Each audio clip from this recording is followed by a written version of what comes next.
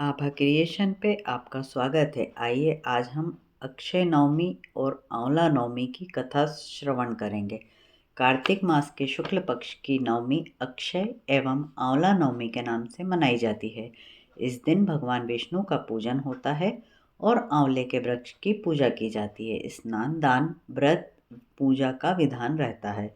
यह संतान प्रदान करने वाली और सुख समृद्धि को बढ़ाने वाली नवमी होती है। भारतीय सनातन धर्म में पुत्र रत्न की प्राप्ति के लिए महिलाओं द्वारा आंवला नवमी की पूजन को महत्वपूर्ण माना जाता है। यह पूजा व्यक्ति के समस्त पापों को दूर कर पुण्य फलदायी होती है, जिसके चलते कार्तिक मास की शुक्ल पक्ष की नवमी को महिलाएं आंवले के पेड़ की विधि विधान से पूजन कर अपनी समस्त मनोकामनाओं की पूर्ति के लिए प्रार्थना करती हैं। अक्षय नवमी को जप, तप, तर्पण, स्नान आदि का अक्षय फल प्राप्त होता है। आंवला नवमी को अक्षय नवमी के रूप में भी जाना जाता है। इस दिन द्वापर युग का प्रारंभ हुआ था। कहा जाता है आंवला भगवान विष्णु का पसंदीदा फल है। आंवले के वृक्ष में समस्त देवी देवताओं का निवास होता है, इसलिए इस दिन आंवले के वृक्ष के पूजन का विशेष महत्व होता है। अक्षय नवमी के दिन आंवले के वृक्ष के नीचे भोजन बनाकर खाने का भी विशेष महत्व होता है।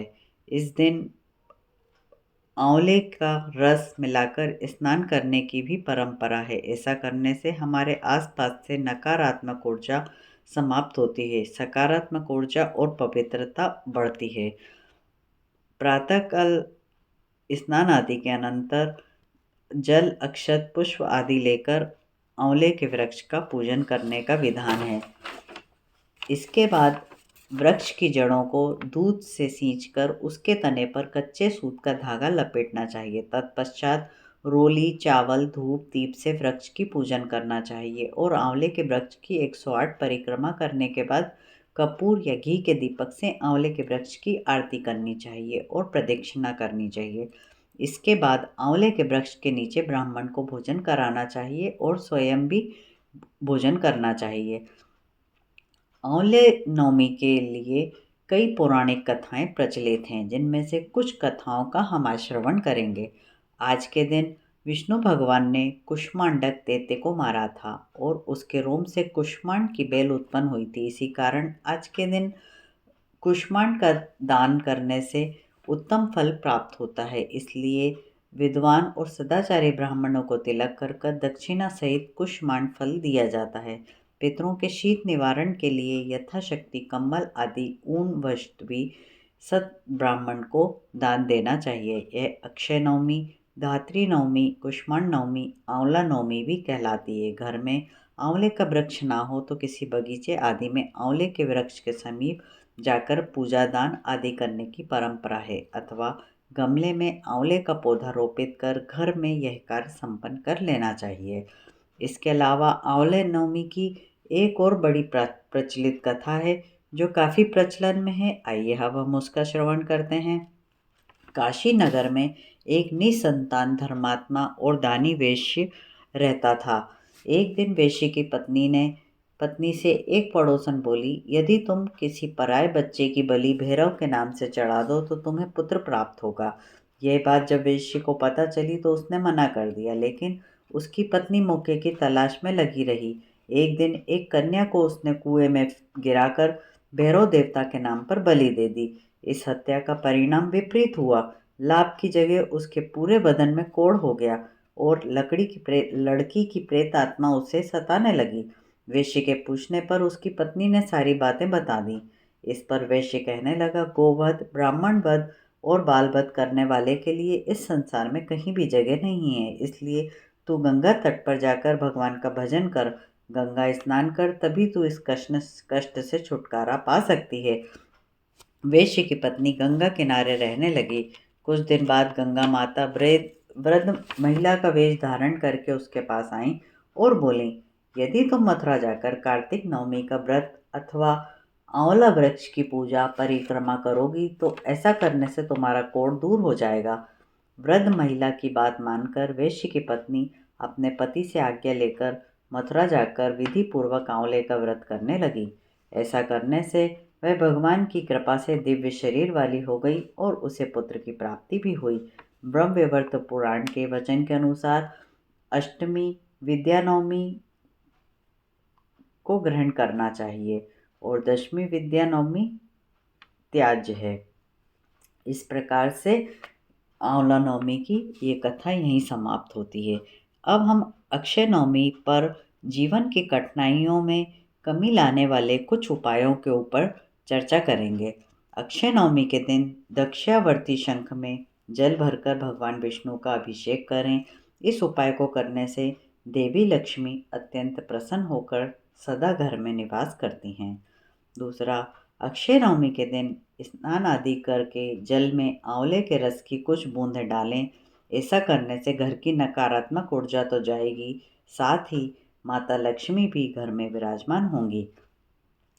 तीसरा, अक्षय नवमी के दिन शाम के समय घर के ईशान कोण में घी का दीपक प्रज्वलित करें। बत्ती में रुई के स्थान पर लाल रंग के धागे का उपयोग करें। संभव हो तो दीपक में केसर भी डाल सकते हैं। इससे देवी जल्द ही प्रसन्न होकर कृपा करेंगी। कुंवारी कन्याओं को घर बुलाकर खीर खिलाएं। सभी कन्याओं को पीला वस्त्र और दक्षिणा देकर विदा करें। इससे माता लक्ष्मी बहुत प्रसन्न होती हैं और अपने भक्तों पर कृपा बरसाती हैं। छठा, किसी लंगड़े व्यक्ति को काले वस्त्र अथवा मिठाई दान करें। इस दिन दान देने से देवी दानी के घर में निवास करती हैं, साथ ही उसे अचल संपत्ति का वरदान भी देती हैं। श्री यंत्र का गाय के दूध से अभिषेक करें। अभिषेक किए जल की छींटे पूरे घर में डालें। श्री यंत्र पर कमल गट्टे के साथ तिजोरी में रख दें। इससे धन लाभ अवश्य होगा। उसके बाद श्यामा गाय की सेवा कर उन्हें हरा चारा खिलाएं। मान्यता है कि गौ माता में सभी देवी देवताओं का निवास होता है, इसलिए गौ माता की सेवा करने से लक्ष्मी माता प्रसन्न होती हैं और घर में धन वर्षा करती हैं। अगर आपकी कुंडली में शनि दोष है तो अक्षय नवमी के दिन से आरंभ कर 41 दिन लगातार लाल मसूर की दाल की कच्ची रोटी बनाकर मछलियों को खिलाएं। इससे मंगल ग्रह मजबूत होता है।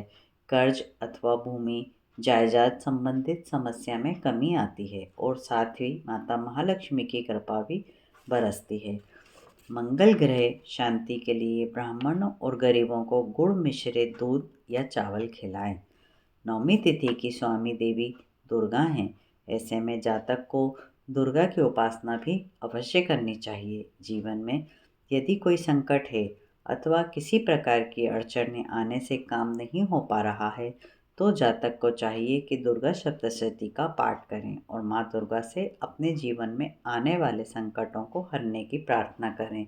इस तरह अक्षय नवमी पर आप विधि विधान से महालक्ष्मी माता की, विष्णु भगवान की पूजन अर्चन करें और संभव हो तो इन उपायों को करने की चेष्टा करें। यह सब पौराणिक कथाएं हैं, इसका कोई दावा नहीं किया जा सकता और अगर कोई त्रुटि हो तो उसके लिए क्षमा करें।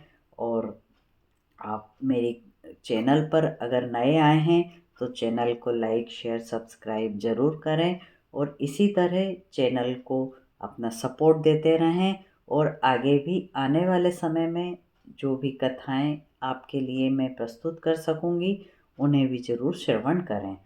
इसी के साथ अक्षय नवमी की ये कथा यहीं समाप्त होती है। जय माता दी। राधे राधे।